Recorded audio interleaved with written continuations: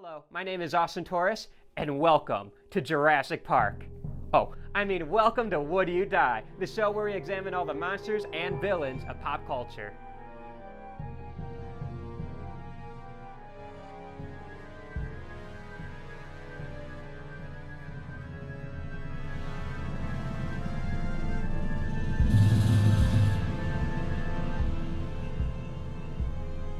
Today you're going to want to hold on to your butts because we spared no expense on this episode.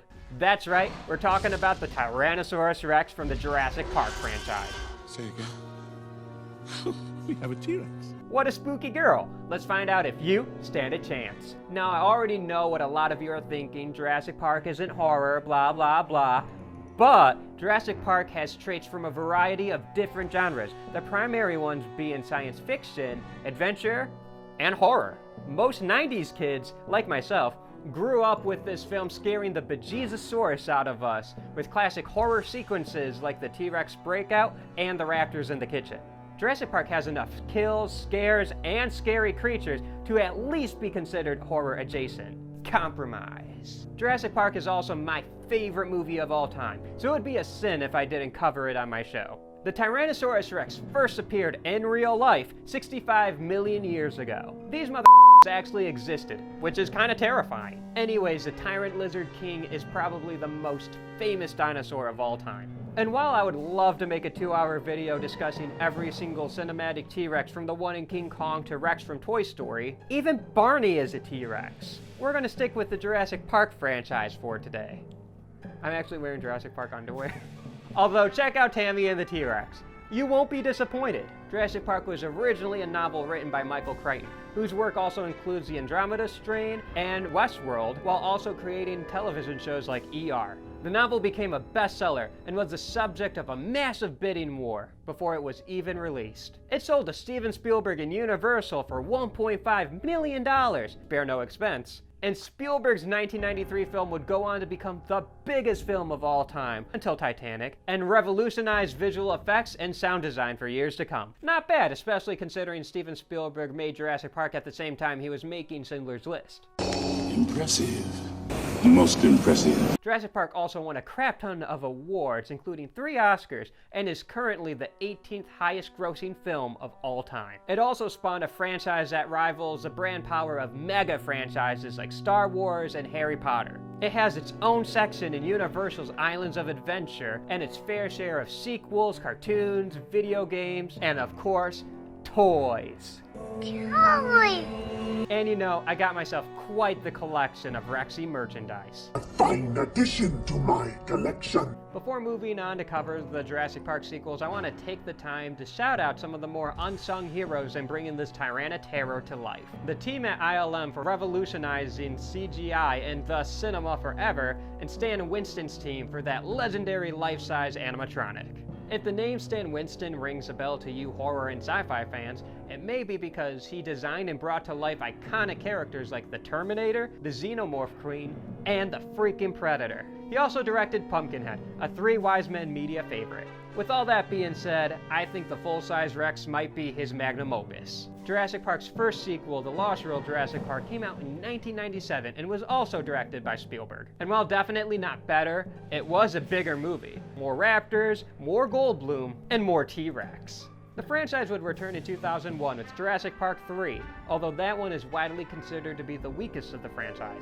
We wouldn't see Rexy on the big screen again until the soft reboot Jurassic World, which reinvigorated the franchise in 2015 and became the 3rd highest grossing film of all time. Currently, it sits at 6th place. 2018's Jurassic World Fallen Kingdom also became a billion-dollar hit, with Jurassic World Dominion coming out in June 2022. With Jurassic Park easily being the biggest film franchise covered on Would You Die, it's time to tackle the biggest creature on my show yet. It's T-Rex time, baby. Rexy. The original Tyrannosaur, referred to by fans as Rexy, is the star of the franchise and the primary focus of my video. She's the biggest and the strongest of the Jurassic Rexes, and the only one to appear in multiple films. Rexy's role in the first film is truly that of a chaotic neutral wild card. The queen does what she wants, and when the power goes down, she instantly makes that island her She's also the queen of the most badass shots in cinematic history. Get it, girl. While she only scores 1 kill in the OG film, a shitty way to die I might add, she also kills a goat, a gallimimus, and 2 velociraptors. And if you believe in the transitive property, those raptors killed people, thus the Rex killed those people that the raptors killed. Math. Rexy's next big screen appearance would be over 25 years later in 2015's Jurassic World. Her role is far more diminished in this one. It's really just a glorified cameo, although she's part of a great fight sequence with the Indominus Rex. And a really good bit of continuity with the original, Rexy is actually weaker than she was in the first film, as she's grown accustomed to being fed for over 25 years in captivity. Rexy shows up in the sequel, Jurassic World Fallen Kingdom, where she reclaims her role as Queen of the Island and chaotic neutral wildcard. She's also at full strength, no longer confined to a single enclosure. Rexy is by far the best part of this movie, with all of her scenes being golden, and the rest of the film isn't. I personally love the cold open where she's playing tug-of-war with the helicopter. Aww. And the blood transfusion scene is a blast. Also, I'm pretty sure she eats that lion. Sorry, Simba. I fully expect Rexy to show up in Jurassic World Dominion because she's easily the best part of the franchise. In this house, we love Rexy, baby. Mommy's very angry. Stan Winston said the Lost World Jurassic Park's motto on set was more, bigger, and better. And when it comes to the T-Rexes, there's definitely more of them. The Lost World featured 3 Tyrannosaurs, the Mama Rex, the Buck, aka Daddysaurus Rex, and of course, little Baby Rex. Baby Rex walks so the likes of Baby Yoda and Baby Groot can run. The Tyrannosaurs are slightly smaller than Rexy, although the couple scores the best kill in the franchise, while the Buck Tyrannosaur gets to rampage through San Francisco in an ending that feels tacked on from a completely different movie. It's kinda dumb, but it's a whole lot of fun because big dinosaurs rampaging through big cities is cinematic gold. Just ask current king of the box office Godzilla and his 36 films. Another highlight from the film is the trailer sequence because it's basically the T-Rex breakout scene from the first movie, except with 2 Tyrannosaurs. They definitely spared no expense on the sequel, at least when it comes to the T-Rexes. The other one. And finally, there's a T-Rex in Jurassic Park 3 who gets T-Rexed by the Spinosaurus 30 minutes in. Pathetic. Eating you, with a bite force of 12,000 pounds and teeth the size of bananas. If a T-Rex says you din-din, then you din-din. This is the most common way to die by T-Rex. Because obviously, stomping you. You know how it feels when someone stomps on your foot? Imagine that times 1,000 because it's a T-Rex. When you gotta go, you gotta go. I know I already referenced this in the video, but come on. When you gotta go, you gotta go. When you gotta go, you gotta go. Kiss of death. And of course there's this moment. It's like Lady and the Tramp, but that's not spaghetti.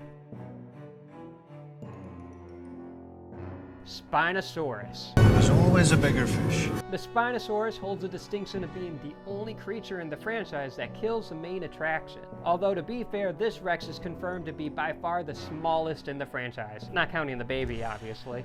Trust me, I did my research. And being a bigger dinosaur doesn't always help, since the Indominus Rex came close, but failed to kill Rexy in Jurassic World. Although to be fair, Rexy got a major assist from Blue, and the Mosasaurus had to finish the job. Game, respect, game. Tranquilize her. So this won't kill a T-Rex, but since the only confirmed way to kill a Jurassic Park T-Rex is, being a Spinosaurus, this is the next best thing. Just don't be an idiot and transport the Rex to the mainland because they did it twice? What will you learn? What will you learn? That your actions have consequences!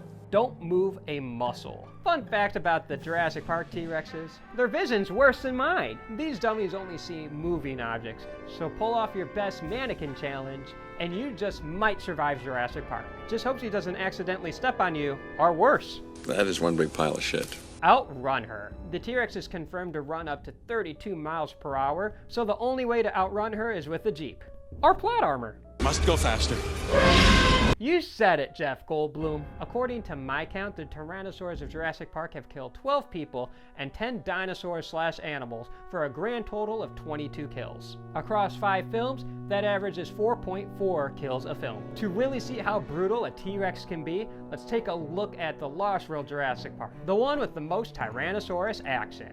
This royal family encountered 15 characters, killing 10 of them. That's a kill rate of 66.7%, earning the Tyrannosaurus a 7 out of 10 skulls. A fair rating considering how chaotic these dinosaurs truly are. Ian Malcolm's chaos theory is really making sense now. So, if you move a muscle, would you die? It seems like you have a 100% chance of dying when encountering a T-Rex. Duh, it's a motherfucking T-Rex.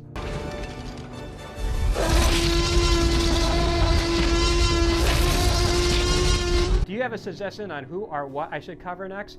Comment your favorite dinosaur and check out our previous episodes and other fun shows here at 3 Wise Men Media. Don't forget to subscribe.